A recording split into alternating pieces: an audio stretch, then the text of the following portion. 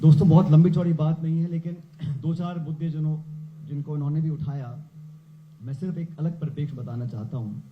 हमारे साथी ने कहा लोकतंत्र में असहमति कितनी होनी चाहिए, नहीं होनी चाहिए, इस पे लोगों के अलग अलग विचार हो सकते हैं।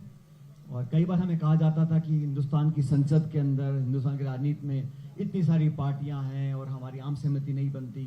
चीन को देखो, वहां पे एक पार्टी का शासन है और कितना विकास हो गया, ये तुलना करते थे लोग।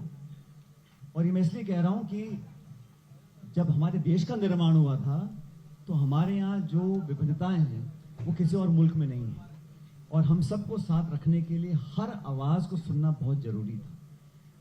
47 के बाद जब नेहरू जी प्रधानमंत्री बने, उनके लिए बड़ा आसान होता, एक ऐसी प्रणाली बनाओ चुनाव की जहां कांग्रेस ही 200 साल तक राज करे।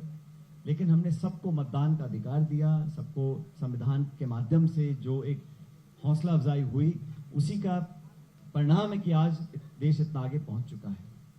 लेकिन जैसा राहुल जी का भाषण में सुन रहा था कल देहरादून में, उन्होंने जो बात बोली, एक बार भी उन्होंने बीजेपी का नाम नहीं लिया, उन्होंने कांग्रेस का नाम नहीं लिया, उन्होंने सरकार की आलोचना नहीं करी। उन्होंने कहा कि हमारे देश में धीरे धीरे जो व्यवस्था बन गई है वो लोगों का पैसा चूसने की मशीन बन गई है शिक्षा के विभाग में, और उसके ऊपर अन्याय हो रहा है। आप कोचिंग करो, ट्यूशन करो, किराया दो, मेस का किराया दो, खाने का, किताबों का, लाखों रुपए गरीब परिवार अपना पेट काट के उस पूंजी को अपने बच्चे बच्चियों के भविष्य की लगाता है। उसके बाद पेपर लीक हो जाता है, फिर कैंसिल होता है। और कई बार जैसे सीबीएसई में हुआ, जो पेपर चेक करते हैं वो ऑनलाइन मार्किंग कर रहे हैं, उसमें पेपर बच्चे ने लिखा क्या है, नंबर कुछ और आ रहे हैं। तो अगर 2, 10, 20 के साथ होता है तो बाकी लाखों बच्चों को लगता है कि भाई क्या विश्वास हमें है इस व्यवस्था के ऊपर कि हमारा पेपर ठीक चेक हो रहा है कि नहीं हो रहा है। और जो पेपर लीक, अभी सवाल एक हमारी छात्रा ने किया, पेपर लीक कोई एक छात्र या किसी 10 अधिकारियों के माध्यम से नहीं हो सकता, ये एक सिंडिकेट बन जाता है, इसमें सब इन्वॉल्व रहते हैं, और छोटे मोटे कर्मचारियों की बस की बात नहीं है।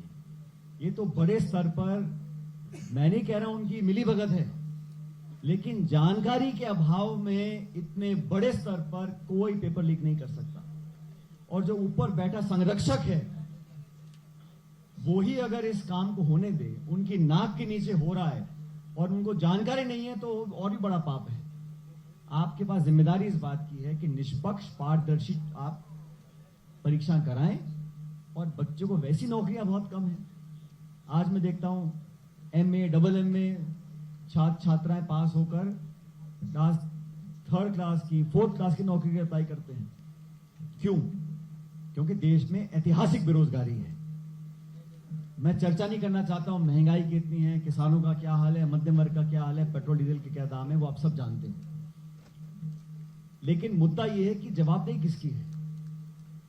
नीट का पेपर पिछली बार लीक हुआ, सीबीआई की जांच हो गई, सीबीआई ने किसको जेल में डाला, किसका इस्तीफा हुआ, वो जांच की रिपोर्ट है कहां, किसी को मालूम नहीं। तो हेडलाइन मैनेजमेंट, एक नया सुगुफा छोड़ दो, लोगों का ध्यान वहां डाइवर्ट कर दो, ये तो इंतजार करते हैं मुद्दा जैसी ठंडा पड़े किसी और मुद्दे को लेकर आ जाए।